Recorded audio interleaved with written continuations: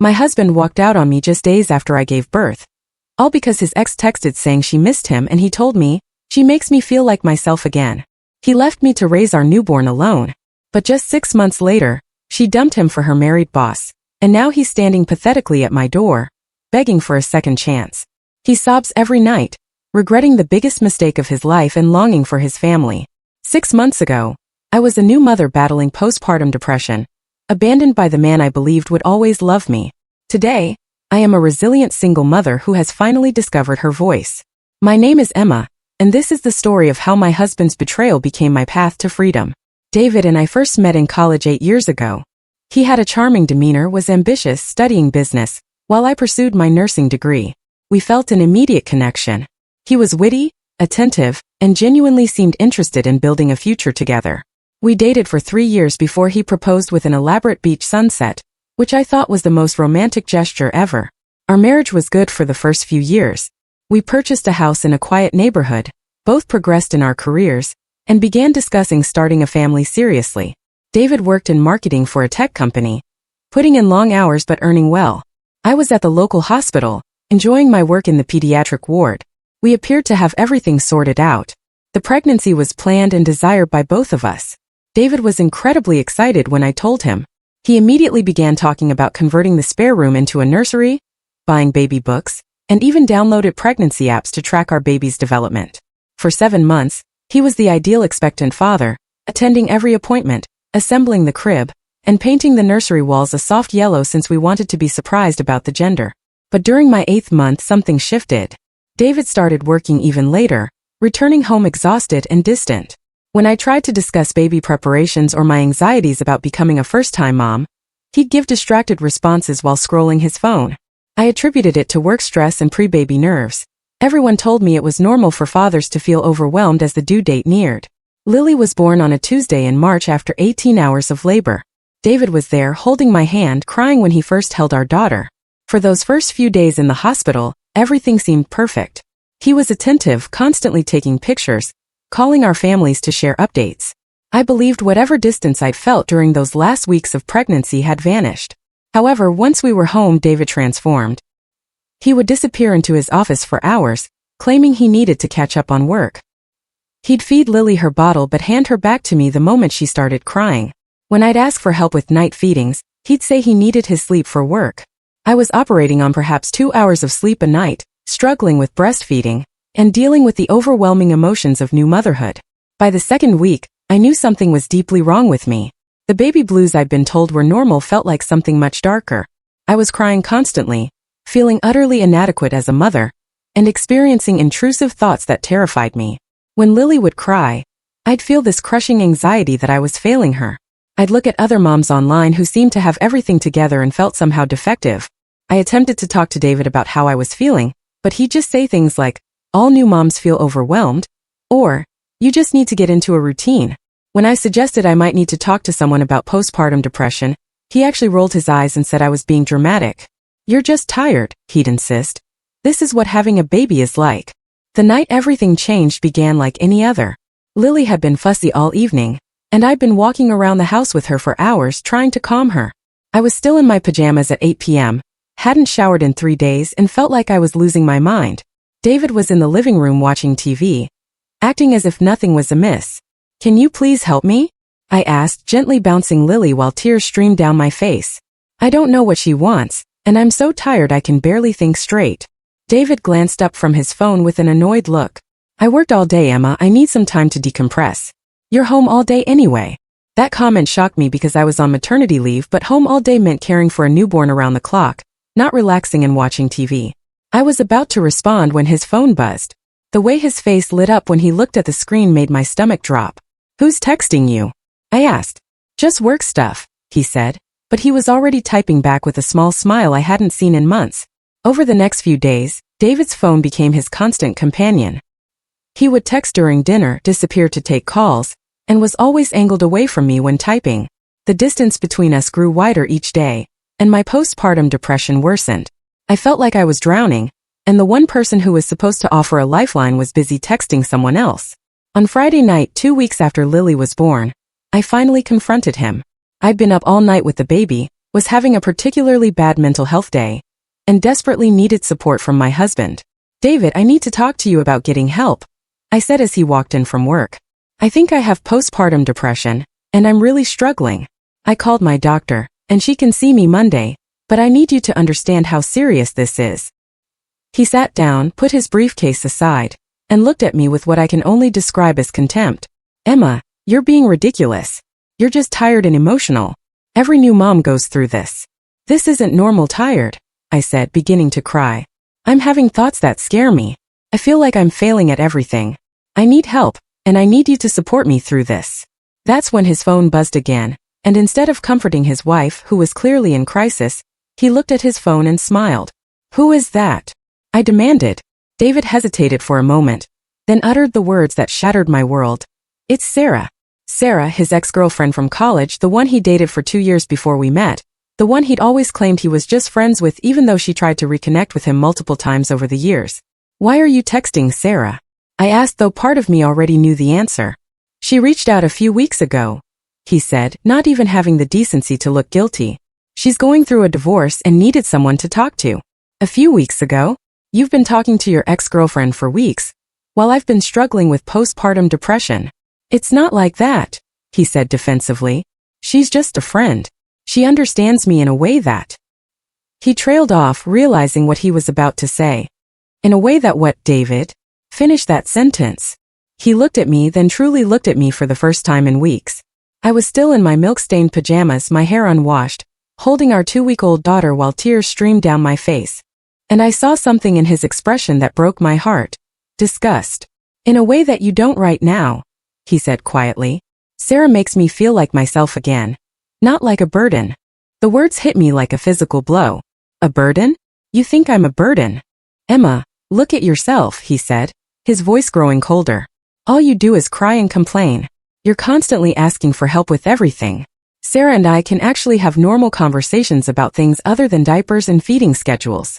I stood there in shock, holding our newborn daughter, listening to my husband tell me that his ex-girlfriend was more appealing than his wife who had just given birth to his child. "I have postpartum depression," I whispered. "I'm sick, David. I need help, not judgment." "You're not sick," he snapped. "You're just not handling motherhood very well. Sarah said she could tell from my messages that you were being dramatic about everything. You've been discussing our private life with your ex-girlfriend?" "She's been really supportive," he said. "She listens to me without making everything about her problems." That's when I realized that this man, the father of my child, the person I'd promised to love through sickness and health, had been having an emotional affair while I suffered through the darkest period of my life. "What exactly has Sarah been telling you?" I asked, trying to keep my voice steady. David's phone buzzed again and he looked at it automatically. "She thinks I deserve to be happy. She said watching me struggle with your issues reminded her of why we worked so well together." "My issues, David? I gave birth to your child 2 weeks ago. I'm dealing with a serious mental health condition that affects thousands of women. This isn't about my issues. This is about you abandoning your family." "I'm not abandoning anyone," he said, but he was already typing on his phone again. "I just need some space to figure things out." "Space? Your wife is suffering from postpartum depression. Your daughter is 2 weeks old and you need space." He looked up from his phone with an expression I'd never seen before. Cold, detached, like he was looking at a stranger. "Maybe we move too fast with everything. Sarah thinks we might have gotten married and had a baby because it's what we thought we were supposed to do, not because we were actually compatible."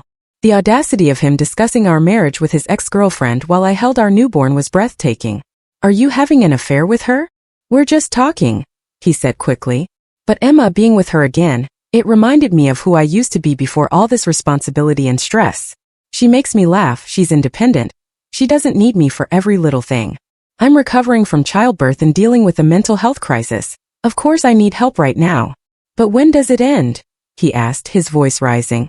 "When do you stop being this person and go back to being the woman I married?" I stared at him, realizing that the man I'd loved for 8 years truly believed that postpartum depression was something I was choosing to put him through. "The woman you married is still here," I said quietly. "She's just struggling right now and needs her husband's support to get better." "Well, maybe I'm not cut out for this," he said, gesturing vaguely at me and Lily. "Sarah said it takes a special kind of man to handle this level of neediness, and maybe I'm just not that guy." That's when I knew our marriage was over. Not because of the emotional affair, Not because of his lack of support during my depression, but because he'd let another woman convince him that loving his wife through illness was optional. What are you saying, David? He was quiet for a long moment, looking at his phone as it buzzed with another message from Sarah. Finally, he looked up at me with an expression of resignation. I think I need to move out for a while, just temporarily, until you get yourself figured out. I felt like the floor had dropped out from under me. You're leaving now? While I'm sick and our baby is 2 weeks old. Sarah has a guest room, he said, not meeting my eyes. I'll still help with money and stuff, but I need some time to think about what I want. What you want? What about what your daughter needs? What about your commitment to our marriage? Emma, you've become too much work, he said bluntly. I can't handle your crying and your demands and your constant need for reassurance. Sarah helps me remember what it feels like to be with someone who's actually happy. I looked down at Lily, sleeping peacefully in my arms, completely unaware that her father was abandoning her. Then I looked back at David, who was already moving toward the stairs. If you leave now, I said, my voice shaking, don't bother coming back. He paused on the bottom step. Emma, don't be dramatic. I just need some space. Space? You need space from your wife who just gave birth and your newborn daughter? That's not space, David, that's abandonment. I'll call you tomorrow, he said, continuing up the stairs. We can figure out the logistics then. I stood in our living room holding our baby, listening to my husband pack his bags upstairs. Every few minutes I'd hear his phone buzz and his quiet laughter as he texted with Sarah. He was actually enjoying this, enjoying his escape from responsibility while I fell apart. When he came back downstairs with his suitcase, I made one last attempt to save our marriage. David, please don't do this. I love you. Lily needs her father. I know I'm not myself right now, but with help and support I can get better. Please don't throw away our family for your ex-girlfriend. He looked at me with something that might have been pity. Emma, you can't even take care of yourself right now. How are you going to take care of a baby? Maybe this is for the best. How can you say that about your own daughter? I'll make sure you have everything you need financially, he said, moving toward the door. But I can't be responsible for fixing your mental health. That's something you need to do on your own. As he reached for the door handle, I realized I needed to document what was happening. My postpartum brain was foggy, but some instinct told me to protect myself and Lily. I pulled out my phone and started recording. David, before you leave, I want to make sure I understand what's happening here. You're leaving your wife, who just gave birth 2 weeks ago and has postpartum depression, to move in with your ex-girlfriend because I've become too much work. He turned around, annoyed that I was still talking. Emma, stop being so dramatic about everything. Can you repeat what you told me about Sarah? About how she makes you feel? Sarah makes me feel like myself again, he said impatiently. She's fun and independent and doesn't need me to solve all her problems. She understands that sometimes men need to feel appreciated, instead of constantly criticized. And you're moving in with her tonight? I'm staying in her guest room while I figure things out. It's temporary. What about your daughter? I'll figure out visitation once you get yourself together, he said. Right now, you're not stable enough for me to leave Lily alone with you. That comment was so cruel, so calculated to hurt me, that I almost stopped recording. But something told me to keep going. So, to be clear, you believe that I'm not capable of caring for our daughter because I have postpartum depression? I think you need professional help before you should be solely responsible for a baby, he said. Sarah agrees that it's concerning how emotional and unstable you've been. Sarah has been giving you parenting advice about our daughter? She's been supportive while you've been falling apart, he said. Someone had to think clearly about what's best for everyone. I stopped recording and looked at him one last time. David, you're making the biggest mistake of your life. Someday you're going to realize that you abandoned your family during the hardest time in our lives, and it's going to destroy you. He shrugged. Maybe, but right now I just need to be somewhere. I feel wanted instead of like a constant disappointment. And then he left. Just walked out the door with his suitcase, got in his car, and drove to Sarah's house, leaving me alone with our 2-week-old daughter and the worst mental health crisis of my life. I sat on the couch holding Lily and cried for hours, not just because my husband had left, but because I realized he was right about one thing. I did need help. The difference was I needed help from professionals who understood postpartum depression, not from a husband who thought my illness was a choice. The next morning I called my doctor and was honest about how bad things had gotten. She referred me to a psychiatrist who specialized in postpartum depression, and within a week I was on medication and in therapy. I also called my sister, who flew in from 3 states away to help with Lily while I focused on getting better.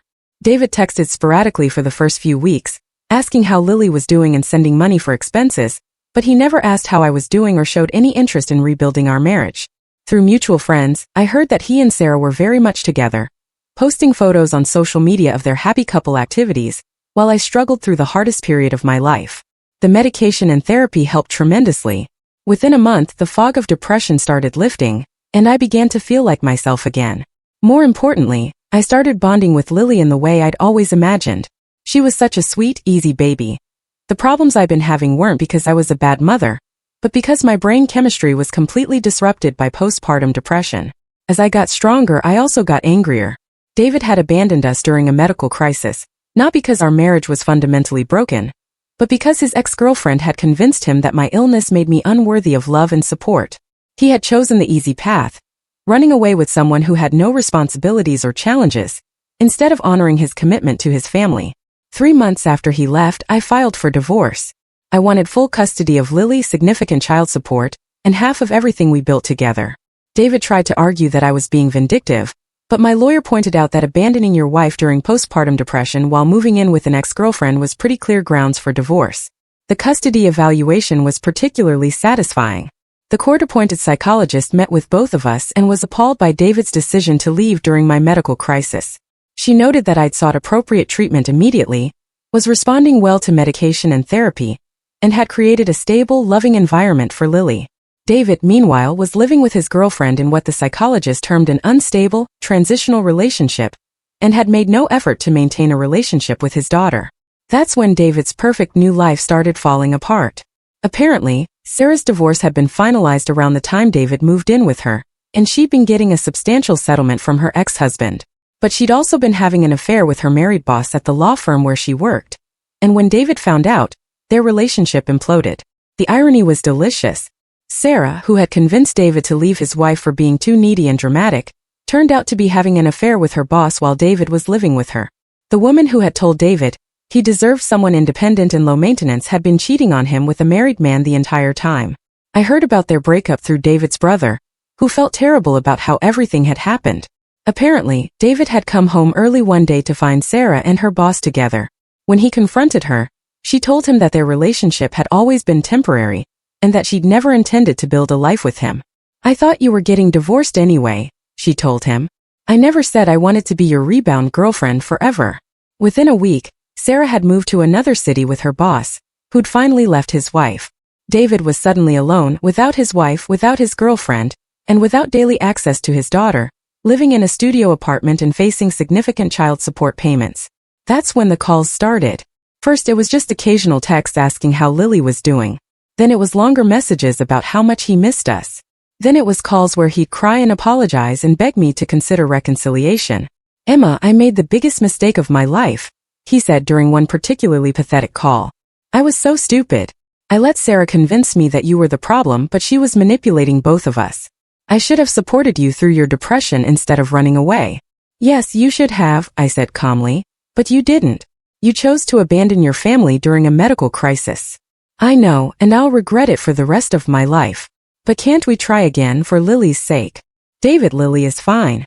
She has a mother who loves her, family who supports us, and a stable home. What she doesn't need is a father who abandons her when things get difficult." "I'll never leave again," he promised.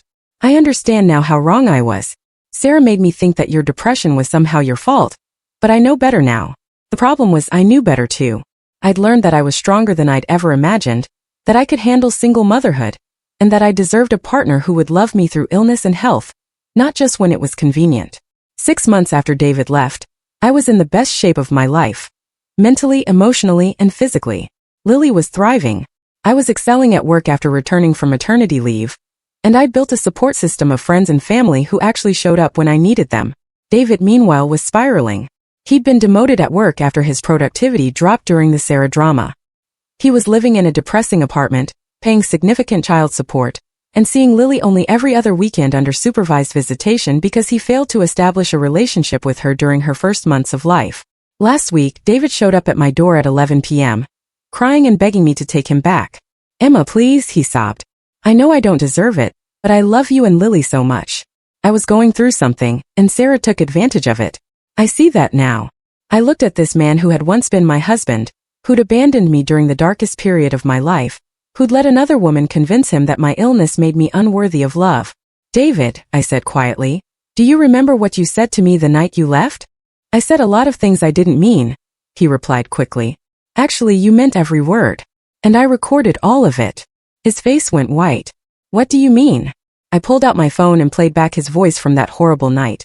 Sarah makes me feel like myself again, not like a burden. You've become too much work. Sarah agrees that it's concerning how emotional and unstable you've been. Emma, I was confused and... David, my lawyer has copies of this recording. So does the family court judge who awarded me full custody. So does the psychiatrist who evaluated our fitness as parents. Everyone who matters has heard exactly what you think of your wife struggling with postpartum depression. He was crying harder now. I didn't mean any of that. I was being manipulated by Sarah.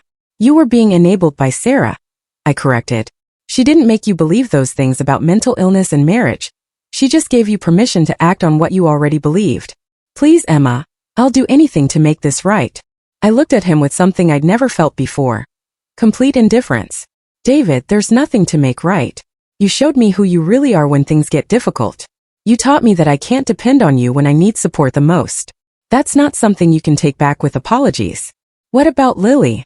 She needs her father. Lily needs reliable, consistent people in her life who will love her unconditionally. You're welcome to build a relationship with her through the court-approved visitation schedule, but our marriage is over. I know you hate me, he whispered. I don't hate you, I said honestly. I pity you.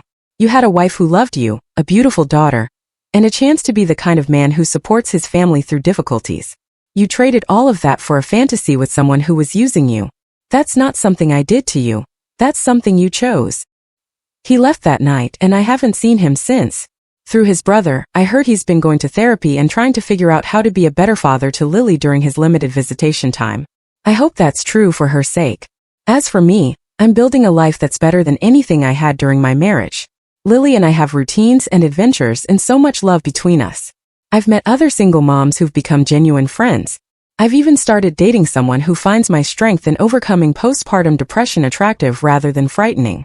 The recording I made that night has been more valuable than I ever imagined, not just for legal proceedings, but for my own healing. Whenever I start to doubt myself or wonder if I was too harsh in divorcing David, I listen to his voice explaining how my mental illness made me too much work for him to love.